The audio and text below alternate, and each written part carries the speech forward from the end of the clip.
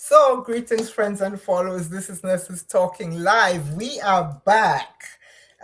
It's February 19th, and as I was just saying, today has been a day of challenges, but here we are. We're going to do this live. February is Low Vision Awareness Month. And I wanted to talk about low vision awareness because I think we need to raise awareness a little bit, to expand our understanding of what exactly is low vision, to protect sight and maintain a decent quality of life. And so to that end, I have a guest with me. I have a guest. We have Dr. Precious Chinonso, who is an optometrist out of Nigeria. So welcome, Dr. Chinonso. Thank you so much, Michelle. It's a pleasure to be here. It is my absolute pleasure to have you. So start and let's start with you and why. What made you become an optometrist? I think it's a personal decision, actually. I wouldn't think there's a reason or there is a motivation from someone, like maybe a role model or something. So I feel like it's more like a personal decision, like a personal choice. Yeah. Uh-huh. Yeah. Okay, so you have been an optometrist for several years now, and some of the questions that I want to know, some of the things I want to know is, for one thing, we talk about things like low vision and legally blind and blindness and all of that. Explain first exactly what is low vision. So low vision is, I'm going to explain in simpler terms so that everyone Hmm. gets to, understand what I'm trying to say. So low Yeah. vision is just like a condition where um there's a reduction in visual acuity or vision activities, maybe in visual acuity or the visual field or any other visual activities at all, like a reduction in the vision, but not blindness. So this visual reduction is something that could probably, not probably, I think it actually impairs daily activities. The way you read, the way you see things, the way you look at people, it is no longer as sharp as it used to be before. So that is like low vision. Your vision is low. So let's say Mhm. from a balance, from 100 to probably a 50, 30, 20, 10. Yeah, so your vision is low. So you can actually see, but not as clear as you can see before. Then when we talk about blindness, so blindness just happens when there is no light perception at all, like the optic nerve is shut down. So you're not seeing anything. So people who have low vision can be said to be legally blind because there's actually like a restriction in driving and doing every other thing. Yeah. Yeah. And that is the thing about low vision actually, because it, as I was saying earlier to someone, it's a little bit insidious because you don't always realize that your vision is not as acute as it should be. I think she disappeared. Oh dear, we may be having some internet problems. Hold 1 second, guys. Hold 1 second. We're going to do this. Okay, here we go. She's back. Sorry about that. That's okay. Hopefully As it I won't you happen see, again. I started by saying it's been a day of challenges. We're going to overcome this. Definitely, definitely. Okay. So one of the things I was saying is that very often people do not realize that their vision is not as acute as it could be. So it's kind of insidious, and it takes a while for people to seek care, or to seek some Yeah. kind of diagnosis. So what would you say are some of the common, well, before I even go to the common factors, um, what are some of the things that people would notice as a vision is fading, for example? I mean, I think everyone has that. Um, I want to say people who are very particular or um, very careful, or people who pay attention to details. But I feel like the eye is really precious Mhm. because if I the eyes, I think it should be noticed immediately. So I mean, one of the things that people can notice, you have like blurry vision. You can see like your vision are becoming blur because most patients come to the clinic, especially press when they are entering the age of press bio. If a geriatric patient, actually not really geriatric because I mean people who are 35 and all, you can't like say they are really geriatric, they are just on the path to that. So some of them come and they be like, "Oh, I don't think I can read the way I read before. Tiny prints and all of that." I mean, that's just presbyopia. That's not low vision. But I feel like you'll notice a reduction in your vision. The way you see things, you will notice that there is a reduction in how the clarity of the vision. So your vision might be blurry. You might notice softened visions. It might be looking. And another thing is probably difficulty seeing at night or driving at night. I mean, nobody should be able to have that all eyes with driving at night because of the flashes of light and all over. But the eye has been conditioned to go through that. So, but then if you're noticing certain difficulties, people experience night blindness. So if you're noticing something like, oh, I can't see at night, my vision is becoming blur, my vision is becoming distorted, or I don't think I can, during the morning time, it's usually cloudy, or I feel like there's no sun in this eye, so this one is okay. I feel like these are signs that people should actually take very critical and, seek medical attention as soon as they can. So what are some of the contributing factors though to low vision? I think you mentioned as you were talking just now about age, but surely there are more. Yeah, so most of the contributing factors to low vision, we have glaucoma. So glaucoma patients, most especially when it's being diagnosed very, very late, because glaucoma is really tricky. So it's just like it affects the peripheral vision. So people might not really pay attention to, oh, I think if I'm looking like this, I can't see like this because the central vision is intact. So we're all focused on, I can see this straight up, and maybe, when you move, you can be able to move and see things. So people don't really pay attention to stuff like that. And that is why they call glaucoma the silent thief of sight because it comes silently. So I feel like that is one of the contributing factors of, or one of the causes of low vision anywhere we're going to put that. Glaucoma is there, and when it's not properly managed, it's diagnosed very, very late. There's really little or nothing you can do about it because what's being damaged is the optic nerve, and there is no regenerative form for optic nerves that have been damaged. It's just management or preservation of the ones that are there. And sometimes we have people living with albinism. So we have people living with albinism. The fact that with albinism, there's melanin deprivation per se. Like there's not enough melanin on. Oh my God. Mhm. Our internet is giving us problems today. I'm Okay. so All sorry. right. We're going to we're Yeah, going to pursue this. We're going to pursue this. yeah. So Okay. So when we you talk were about talking about. people living with albinism, Mhm. yes, people living with albinism. So there's not enough melanin on the iris, and sometimes it causes aberration, like there's photophobia because the melanin that's supposed to absorb the rays of light and all of that is not doing that already. So there's actually reduction in vision, and I think research has shown that sometimes actually affects the retina and impedes vision. So most people living with ocular albinism don't call them albinos. They say people living with ocular albinism because that's not like a definition or like a mark on them. They're just living with it. They're actually human.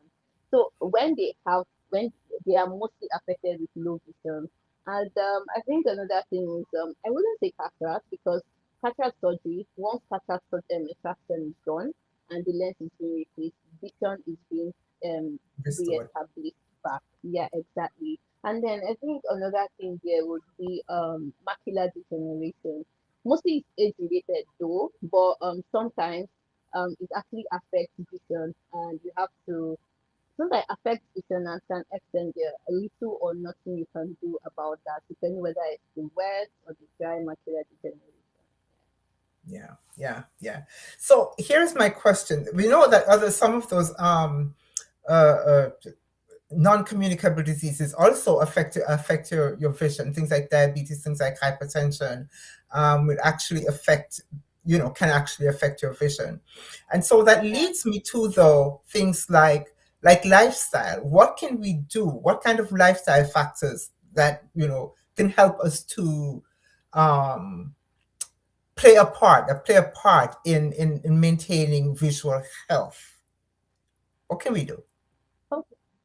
Yeah, when we talk about lifestyle in maintaining visual health, there's actually we'll talk about healthy living because healthy living is healthy. Healthy living is a healthy body is just like an indicative of healthy living. So there's need for us to eat very well, like vegetables, rich in vitamins, and um, um, food that are rich in omega 3, like all of those things. Just healthy eating in particular.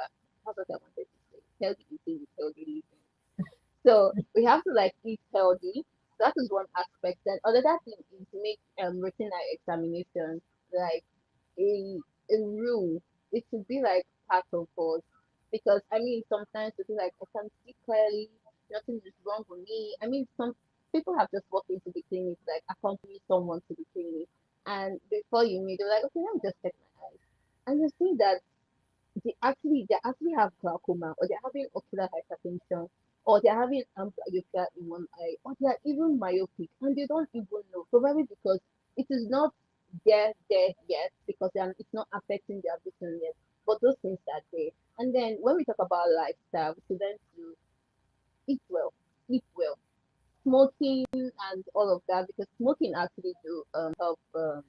It's also like a causative factor to low vision actually, because smoke, I think it contains some um elements like I think condonium or polonium, either of that, and it is known to probably help to be a risk of low vision. It contains formaldehyde, causes irritation to the eyes.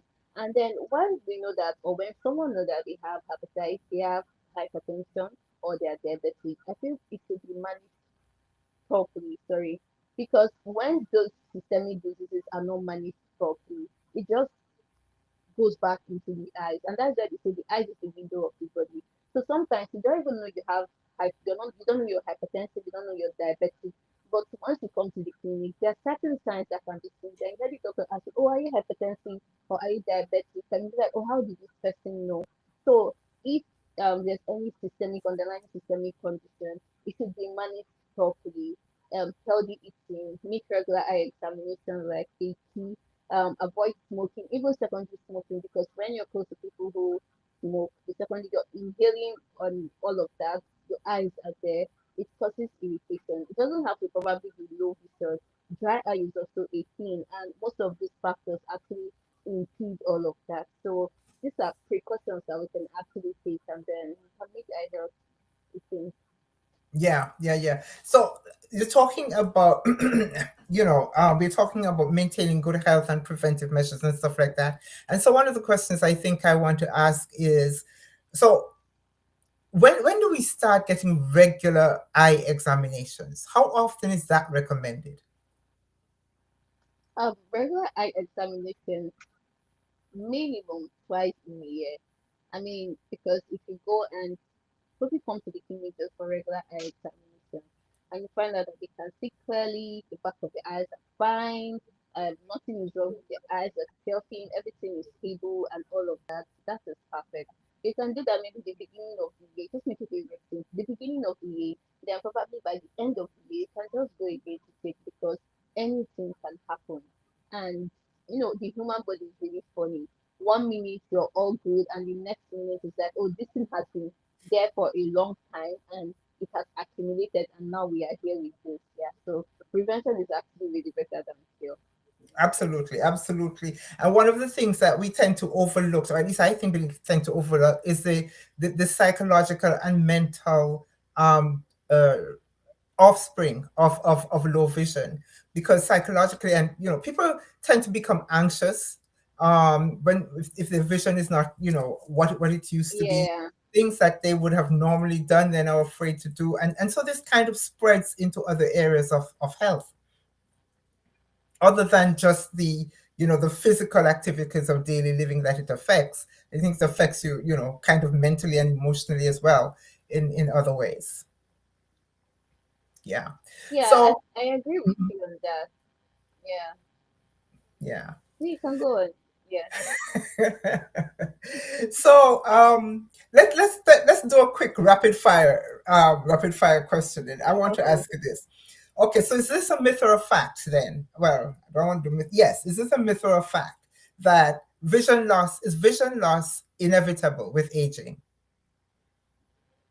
I think that's a myth because I mean there are various visual conditions that can actually be managed or Hmm. prevented with age. So we take for instance, presbyopia is age related. It's just the crystalline lens is no longer functioning like it used to before. That cannot be prevented, but that can be managed.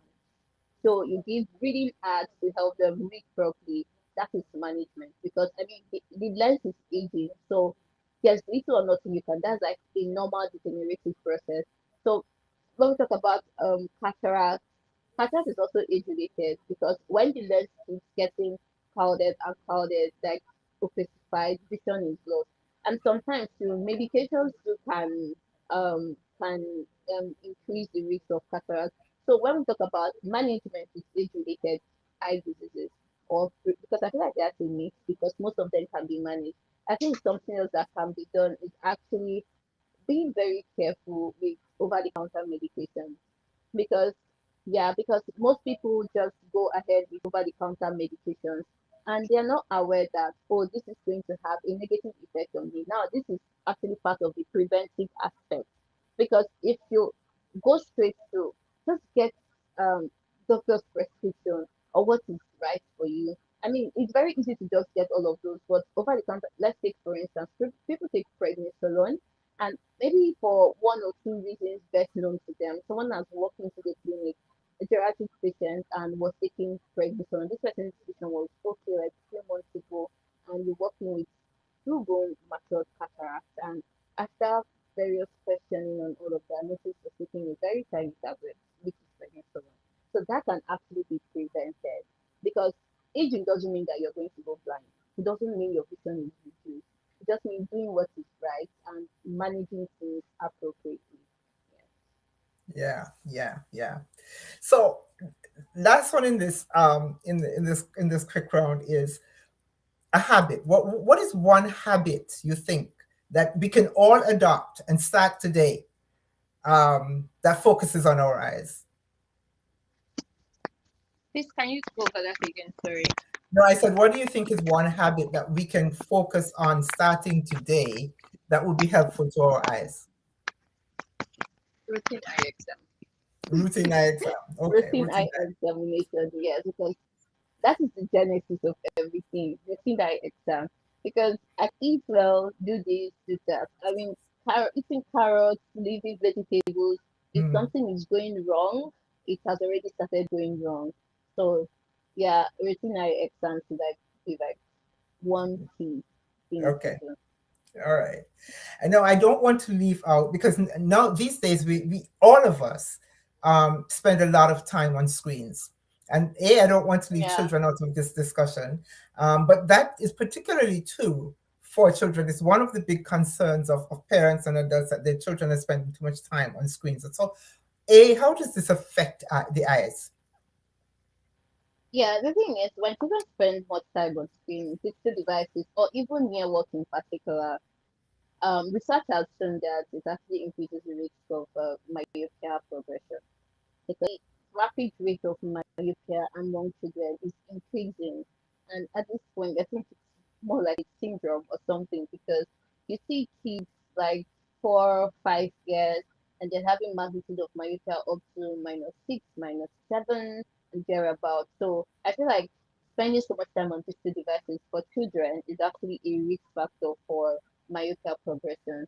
And parents can help to incorporate less screen time, more time outdoors, and even near work as well. Like help them to time or to monitor that. And it, apart from the myopia aspect, even down to adults. I mean, all of us that we all focused on digital devices, that is more like the bulk of our work. It's helping us sustain life because that's how we earn our money and all of that. But at the Mhm. same time, we should actually try to, do the 2020 rule. I guess a lot of people are very familiar with the 2020 rule because the more you spend time on your screen, your eyes is adjusted. You're not blinking. or your blue rate is reduced. And once that is happening, your tear is evaporating and your eyes are becoming dry. Right. So once your eyes start becoming dry, you start having some difficulties like your eyes are burning, your eyes are red, your eyes are itchy, your eyes are dry, and all of that. So I feel like for children, less digital device, less time on digital devices, and then for adults as well, just do that and practice it 2020. And then another thing is, this is just going to be like a little bit of a deviation now, but parents who know that they're actually short-sighted, I mean, you're short-sighted, your spouse is short-sighted. Research has shown that parents who, kids whose parents are short-sighted, they tend to inherit twice the degree of myopia. And that is not a good thing because the Okay. eyeballs are stretching. And if it keeps stretching, it just leads to a lot of pathological conditions, such as detachment, glaucoma, and all sorts of things. So if your spouse is short-sighted, you're short-sighted, just make sure that you just pay attention to your kids.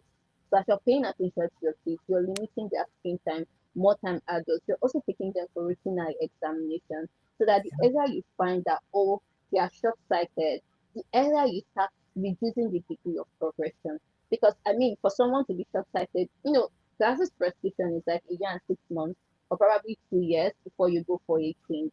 And it is not normal if a child who is short sighted is changing their glasses prescription like over and over, like an The same. unusual amount of time. Yeah, or Hmm. being told, oh, the power is increasing.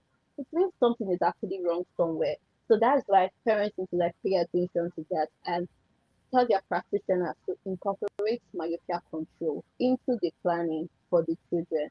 Because once myopia control is into place, myopia control or myopia management is not just about glasses now. Thanks to research, to evolution, to technology, because there are a lot of things, there are a lot of management procedures for myopia. So just speak to your practitioner, tell them, let's incorporate myopia control if they are not aware of myopia control. And that will just help reduce the progression of myopia. This time, you're preserving your child's vision for now and for the future. You get, and the child will just live healthy and live normal as well. Yes. Because when myopia is not corrected, it's actually a leading cause of low vision as well, if you ask me, because you're short-sighted and the Hmm. degree of myopia keeps increasing, you don't see well. So it's actually going to be very, very uncomfortable. Yes. Yeah. Yeah. And I saw a statistic the other day which really prompted me to actually push for a conversation like this because the percentage of the population, and I don't know what this is Yeah. globally, but I looked at the percentage of the population within the United States where I currently am, and it who have some form of low vision is greater than 60%. That is huge. Yes. Very huge. Very, very huge. And some people do not know that they have this low vision, or some people Exactly. just feel like, oh, my vision is low, and they just feel relaxed. They feel like that is the end of life for them, but that is not the case. That is Yeah. really not the case. There is help out there.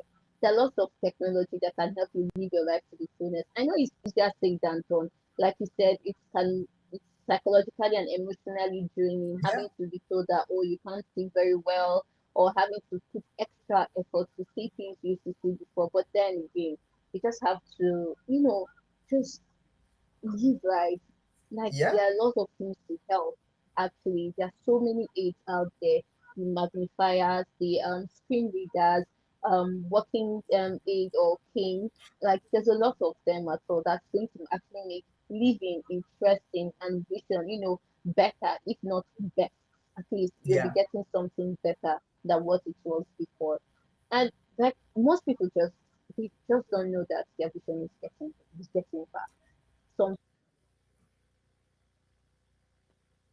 people don't know their vision bad. Yeah. Yeah. Yeah. I can attest to that. I can attest to that because that Yeah. happened to me that I didn't realize my vision was deteriorating the way that it had been. So I get that. I get that. And you talked about in just now in talking about how it affects us, one of, emotionally and stuff like that, and leading to anxiety, because one of the big things there is the fear. We didn't even mention fear, but the fear of losing your independence, which is huge for people. I mean, Yeah, having your very independence huge. is a big thing, and this fear of Taking losing your away, yeah, independence. that's true. That's Yeah, true. That's true yeah, because I feel like that's a factor as well. Having to, have someone help, like you can't drive like you used to or get things for yourself. It can be so frustrating and yeah, mentally tormenting. Like I perfectly do get that. yeah, yeah, yeah. So really, really, we need to pay attention. Uh, Dr. Chinonso, if there's one thing you would like us to take from this, oh, tell me three things you would like us to take away from this.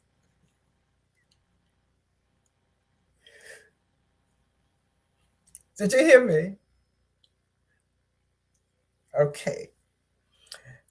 All right. So I think that we are going to thank Dr. Chinonso, because I think that she's having some internet problems. Can you hear me? All right. We're going to thank her and I can. say, I can you hear you. can? Okay, good, good, good. Yeah, This is the I this can is hear this you. is the Like, age of technology, so we'll put up with all the technological quirks. I was asking if you could give us two or three things that you would like us to take away from this conversation today. first, most importantly, considering we're talking about low vision is not the end of life. There's still help out there. There's still lot of devices, softwares that can help improve what is already there before and help you live life. So yeah, live life comfortably because maybe stay to the fullest might be exaggerating because fullest without ocular independence is actually something else. So live life comfortably. So that is not the end of the world.